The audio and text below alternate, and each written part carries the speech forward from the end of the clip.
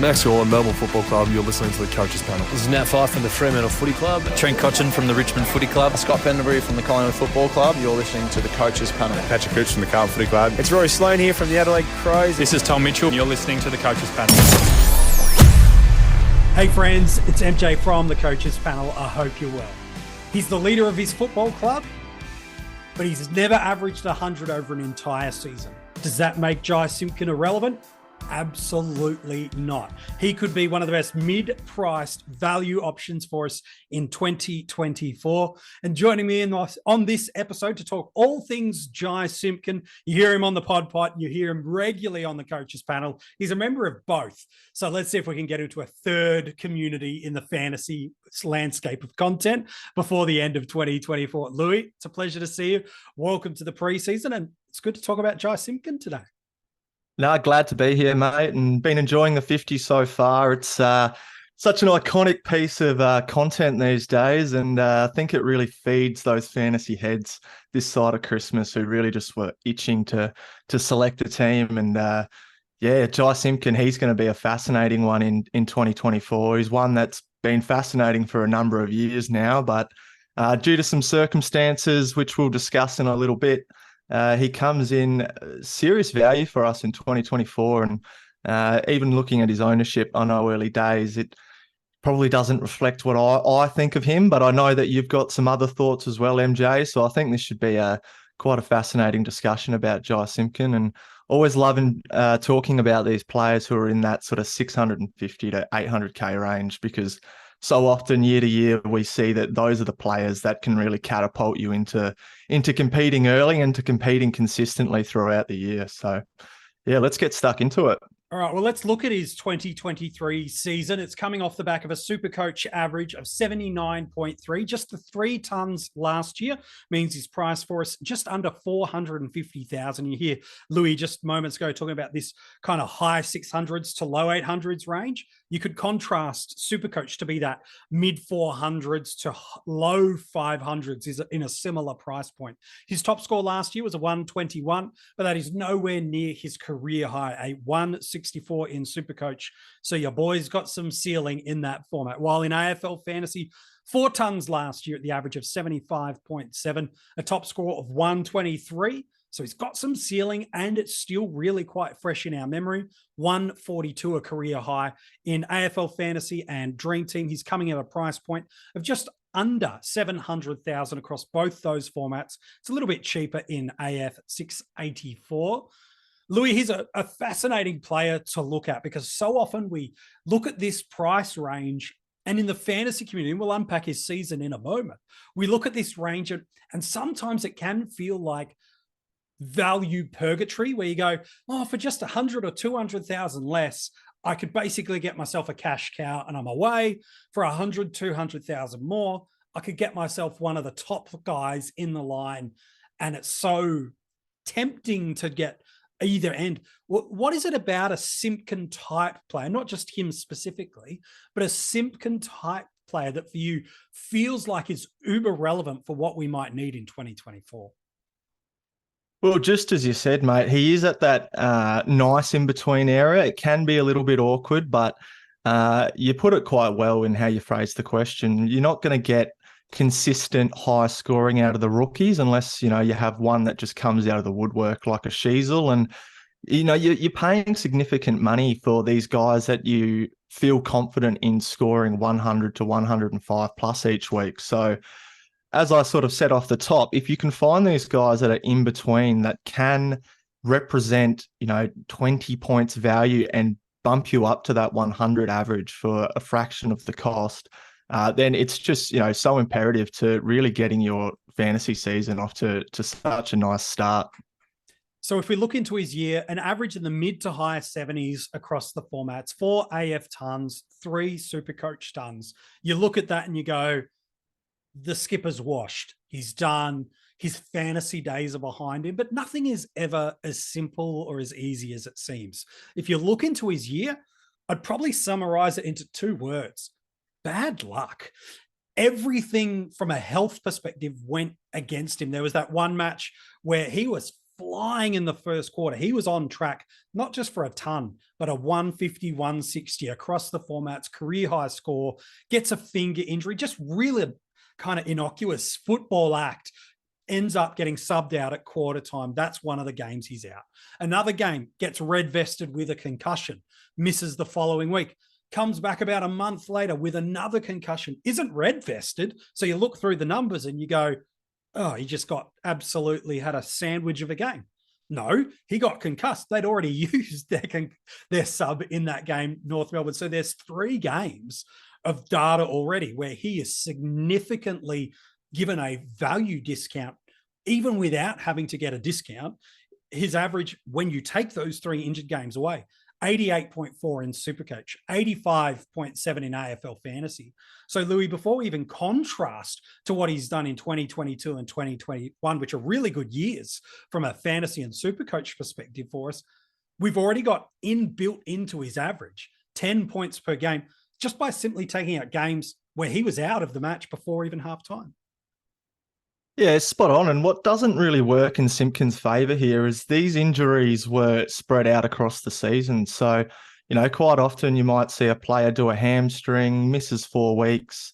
He's already got the kilometres in the legs. Maybe he does a little preseason. He comes back, and you can sort of see why they continue on doing what they do, or they warm up a little bit. But Jy Simpkin, it was spread out across the season. Scores of 48, 7, 23. These are scores he hasn't scored below those scores since 2021. So it's definitely an anomaly for him. And I think what really happened last season is injury affects continuity, affects form. He just couldn't get a run at it. And when we look at his previous 3 seasons, we go back to the COVID year, 89, 2021, 96, 2022, 96. Straight away, that's a 3-year average of 94 points, and we can select this guy, at 76. So, yeah. As you said, there is a baked-in reflection of value almost immediately. But I think what we like about Jy Simpkin is not only this, but the potential that he's been able to show at times. So I can remember back at the end of 2022, he was getting some big CBA numbers and some large time on ground too, albeit under a different coach. But this guy being 25, he's going to be a cog of this system. And when I look at the second half of 2022, when there was a little bit of hype around him, he went at 102 post-buy. So you've got a little bit more extra there, and there's a floor of 52 in that. I know not everyone in the community likes cherry-picking stats, but let's remove that just for a second. And you're looking at a 109 post the buy. So this is a guy who can put together 10 games of football at a really nice clip. And that's all you're going to need from Jy Simpkin to start this year when he does come in representing so much value. And it feels like in a best case scenario, he could be a keeper, but in a worst case scenario, he's a guy that maybe you ride for a couple of weeks. If you don't like what you see, you could jump off, pivot. He's at that price where you don't have this allegiance to them. You don't feel like you need to keep them in your side. They don't need to come good, so to speak. You can kind of identify the next guy and jump off and do that pretty swiftly, which is why I really like him as an option this year. Yeah, you contrast him probably to a player like a Tom Green last year, who ultimately worked out well for us. Caleb Sarong, Errol Goulden's another. These guys that you've picked him at this price range and salary cap outlay where you go, I kind of have to be wedded to this pick now. Whereas with Simpkin, if after the opening round data, we'll talk about what opening round, even though he's not playing, how that will impact what we do with Simpkin. You see the opening round and you just go, I'll get him round 1. It doesn't go his way. All of a sudden, the Will Setterfield of 2024 that comes along, you're opening yourself up to that strategy for that very reason. You go, I just needed an asset.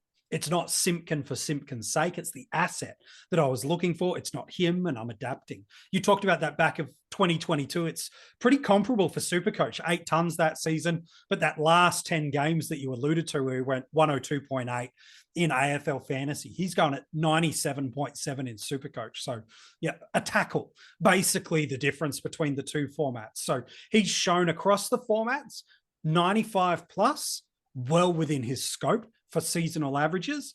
And then you look into the years over a 6, over an 8, over a 10-game week of sample, he's got triple digits within him, which to get this potential 25 plus points per game of upside is absolutely huge. I want to talk about this North Melbourne midfield role and how they structure up with you in a moment. I'm keen to get your take. Some look at those 3 or 4 injuries of last year and go, that's it. Injury history, I'm out. Here's the thing. That's a relatively new thing for Jy. It doesn't mean it won't continue, especially with multiple concussions now in his rear vision mirror. But prior to last year, he missed 1 game of footy for 3 seasons. So if you want to take this injury narrative really full on with Jy, you've got to look over more than just 1 year of sample. It's true and it's accurate and you've got to consider it. But to me, I look at that, Lewy, and go, it's a couple of wrong place, wrong time.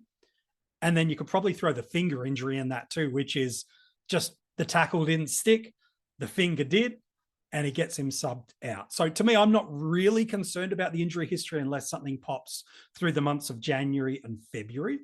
But I want to get your take on this. There's a lot of commentary in the fantasy community at the moment about how North Melbourne's midfield structures up. I don't think there'd be any disagreement that LDU is the main man. They're building this midfield around him. His centre bounce attendance and his dominance, not just in the fantasy community, but ultimately for North Melbourne, is unquestioned. So we can count him as really the cornerstone of their midfield. Common ideology would be George Wardlaw. We'll get a lot of time through there. I think that's fair, but he is a second-year player who still hasn't had a full preseason ever. He spent a lot of last year rebuilding from injury. And then there's this bunch of names: Thomas, Phillips, Powell, McKercher, who they've recruited through, let alone Jy Simpkin. My question to you is this. The popular conversation is that Simpkin is the guy that slides out and plays the sacrificial leadership role so that the kids get more mids. How do you see this North Melbourne side structure up through that midfield, and what is the output that might come for Jy? Ryan Reynolds here for, I guess, my 100th Mint commercial. No, don't. I mean, honestly, when I started this, I thought I only have to do like 4 of these. I mean, it's unlimited premium wireless for $15 a month. How are there still people paying 2 or 3 times that much? I'm sorry, I shouldn't be victim blaming here. Give it a try at mintmobile.com/save. Whenever you're ready. $45 upfront payment equivalent to $15 per month. New customers on first 3-month plan only. Taxes and fees extra. Speed slower above 40 gigabytes. See details. Yeah, it's going to be a hard one to predict. I tend to think that North Melbourne next season, or this season rather, might almost be a tale of 2 halves, depending on how things go. And given the context of last season, where they didn't have their coach for a majority of the year, not everything went right on and off the field. And I think 2023 originally they saw as a real development year under a new coach, Alistair Clarkson. Look at us, let's see how we go, stick with us. Unfortunately, that didn't come to fruition. And in 2024, I think it's going to be important to really sell hope to the fans. And Jy Simpkin, he's, I wouldn't call him a veteran yet, although within that side, he probably is towards that back end. But he's 25, 26 years old. He's the captain of the football club. I can really see him being a large component of that midfield throughout this year, leading those younger players. He's a hard worker. He's high time on ground. He's a good clearance player. He's got weapons that he can teach these younger players. They're not just going to come in, hit the ground running. And if they did allow that to happen, then there's a good chance that North Melbourne do get blown straight out the water again. And that's not good for anybody's development. So I think a player like Jy Simpkin, such a high fitness as well, and shown an ability to get from contest to contest over a number of years, is going to be such an integral and important part of how Alistair Clarkson sort of shapes this group and how they play their football over the next 3, 4, 5 years, because they are quite a young list. They don't have a whole heap of veterans left. Obviously, we saw Cunnington, who was at a 60% CBA rate, come out of that. Blokes like a Greenwood, for example, Shields spent time in there. That's not going to keep being the case. These younger guys are going to come in too, but I'm not sure that's going to affect Simpkin as much as it is going to just improve on those younger blokes that are actually coming in. It might actually help them to average more, and including Simpkin as well, because younger players need to lean on these more experienced players to not only get better at football, but to get the ball themselves. So I think LDU would definitely be the hit to guy, but Jy Simpkin's ability to go from contest to contest, to keep working, to show that work rate, and even in 2023, to show an ability to hit the scoreboard, which he hasn't quite done in previous years. I think there's plenty to like about Jy Simpkin. Yeah, I agree. You want to talk about midfield usage and centre bounce rate. Only one midfielder from North Melbourne spent more time at centre bounces last year than Jy Simpkin, and that was LDU. It was the lowest centre bounce attendance rate he'd had over the previous 4 years. 60% centre bounces he attended last year, 72, 79, 83 was that. And again, remember, multiple games where he was subbed out in the first quarter to half of the game. And so even with a quote unquote more shared role through the midfield, I'm with you. I look at this midfield unit and go, the narrative that it's LDU and then kids feels low to me. I feel like Simpkin is of significant value to how they develop this team. And though he might not be the main man, he is going to need to play a significant role for their development's sake. And MJ, it's impossible to predict injuries, but, you know, within that midfield, it doesn't take long for Jy Simpkin to shuffle higher again. And even so, there might be a concern of forward status.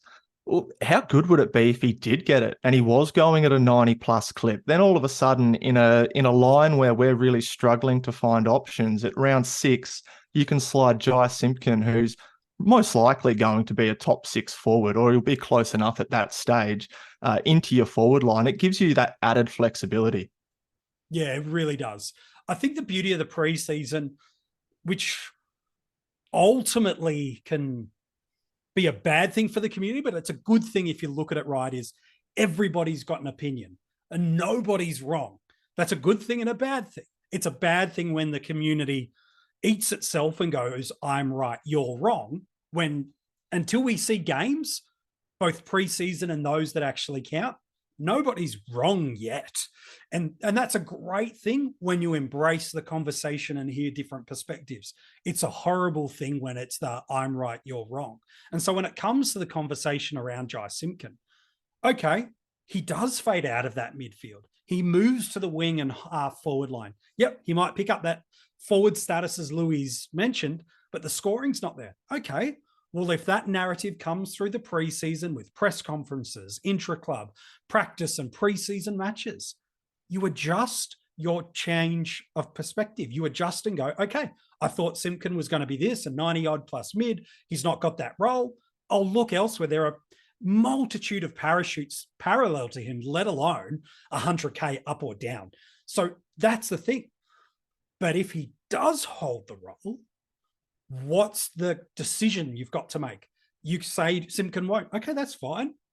But if he does, he's shown he can go mid-90s. What do you do with that? My question to you with that, Louis, in mind is this.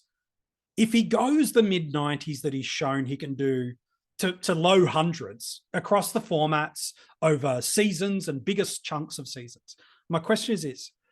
Is a mid-90s average, as great as a return as that could be, is that going to be enough value return for us this year in a line that's got some elite top-end options and a bunch of great kids? Is a mid-90s return from Simpkin enough to make the selection worthwhile? Yeah, so you'd be looking at about 20 points there, MJ, and, you know, generally 20 points is about that mark, which you'd like to see. But I think ultimately it does get dictated by players priced around him and what they are also able to produce. So, you know, for an example, let's use Matt Crouch or an Ollie Wines. They're both priced in AF. They're both priced at about 720K-ish on average. We're looking for, 20 points upside out of them as well. But if they do 30, then yeah, all of a sudden you're looking at your Jy Simpkin with 20 points and going, okay, I missed that one.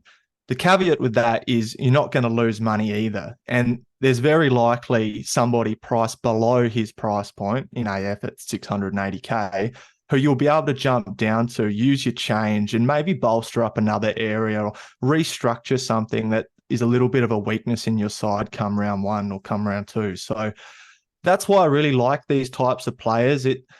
Because you're not, like we said at the top of the show, because you're not tied down to them, it makes it really easy to be able to make a bit of maybe a harsh decision to offload them early and jump onto that guy that pops.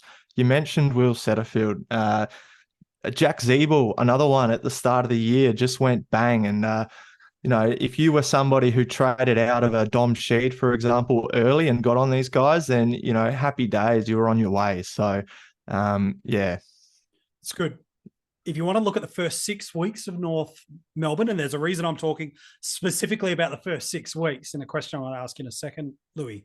Giants, Freo, Carlton, Brisbane, Geelong, and Hawthorn. These are the teams that they'll be playing when 4 of these rounds are best 18. So hold that thought in mind as you're looking at what am I doing structurally? And there'll be plenty of conversations, not just here at the coaches panel, but any of the content creators you listen to in the preseason, as we all are genuinely just hypothetically casting out strategies and ideologies. None of us have played best 18 this early in a season. So we're all estimating and hypothetically nuancing things through. The reason I mentioned these weeks is because Jy is available to you through every single one of them. But the challenge is you don't get to see him in opening round like you might on these other teams that have arguably comparable or better upside, maybe in different lines of defense or forward or ruck. My question's this, Louis. We won't see him in opening round, but we will see others in similar price range play. An example might be a Taylor Adams, for example. I know they're different positions and you can't go apples for apples, but from a price perspective, they're comparable. They're in a range of each other, depending on the formats. What would make you fade or gain your interest on him based on what you would see in opening round? MJ, it's purely role for me. We always complain each year that the preseason games, there's not enough of them, and it's hard to be able to distinguish what is real, what's an experiment, what can we read into, and we get an idea. But come round 1, you do see the real stuff, and that's when you get a better idea. The problem is that with round 1, or the first round that you do watch, is it's such a small sample size that if you're looking at anything other than role, you can really quite quickly fall into tricking yourself. So last year, I think Brennan Cox and Luke Ryan were the top scorers of round 1. And look, Luke Ryan did okay, but Brennan Cox was just one out the box with 20 marks there. And that can happen again.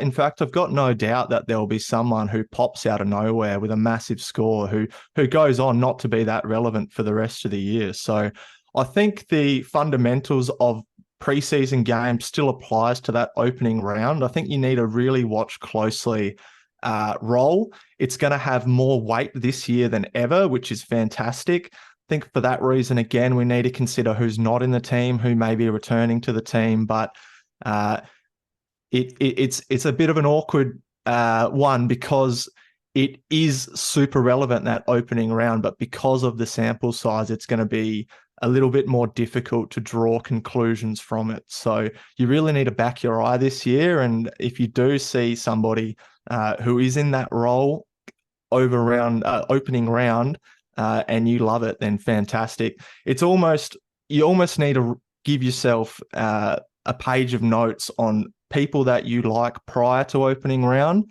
and a reason why and a reason why not, and reflect on that and then take that into account when you are starting your team in round 1.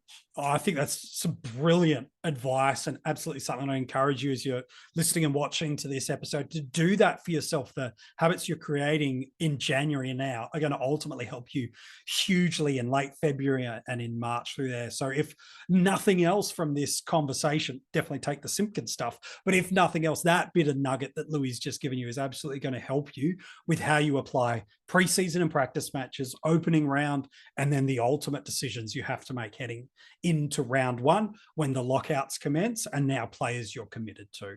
The great thing about Simpkin is he's shown us over multiple seasons, over big stretches of time, this guy can score triple digits, which gives us enough fat on the bone to make him worth selecting. The fixture is helpful for us over those opening 6 weeks to give us optimum chances to get as many points on field from him as possible and to get the most price rises we possibly can during those 6 games. He's priced at a spot that if you pick him and it doesn't work, you're not married to the selection and you can go and get the guy that is.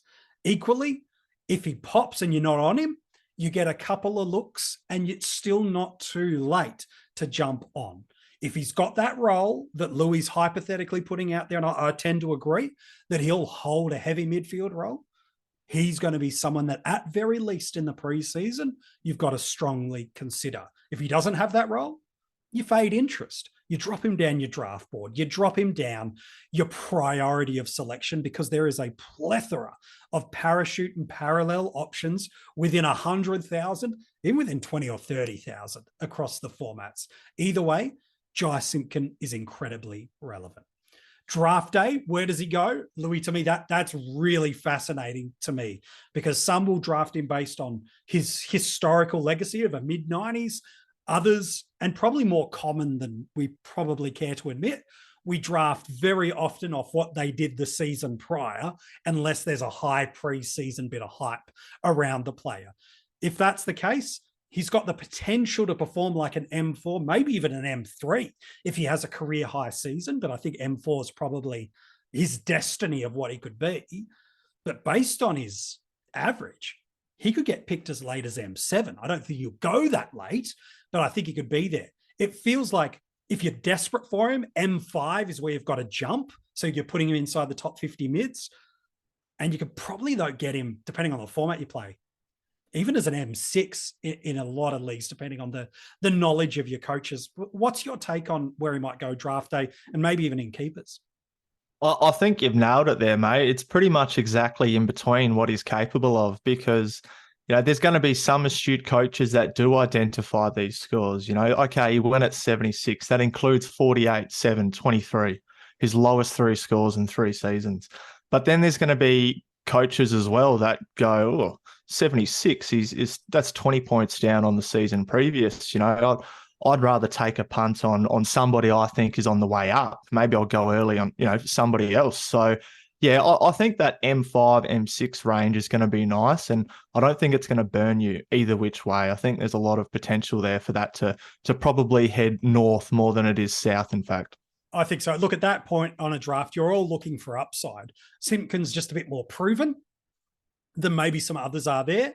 There might be a bit more concern about role you might have, sure, but at that role, and at that spot, I'd really, really happily jump on. Louis, it's been a pleasure to have you on this episode, back on the coaches panel in 2024 and back on the 50 most relevant. Thanks for having me, mate.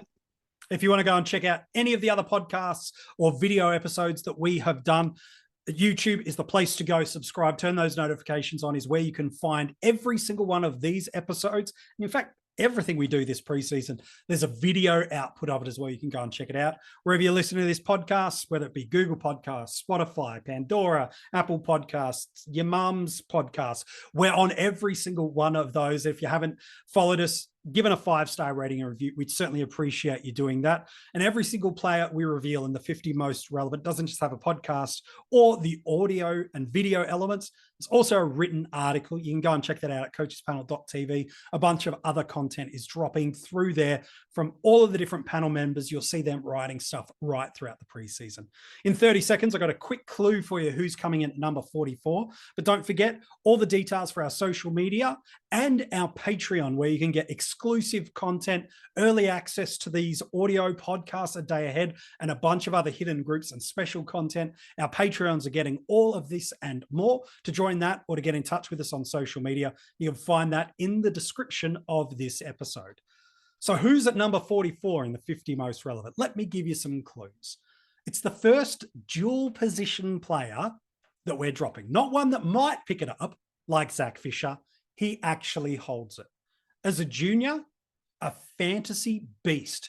This kid can score. He's priced with incredible value. And we may not have seen drastic amounts of high scoring from him at the elite level, but in the little bits we have, yeah, this guy goes okay. And he could score enough that in his line, he might be one of the most important dual position players you start with. Who is he? You will find out tomorrow in the 50 most relevant.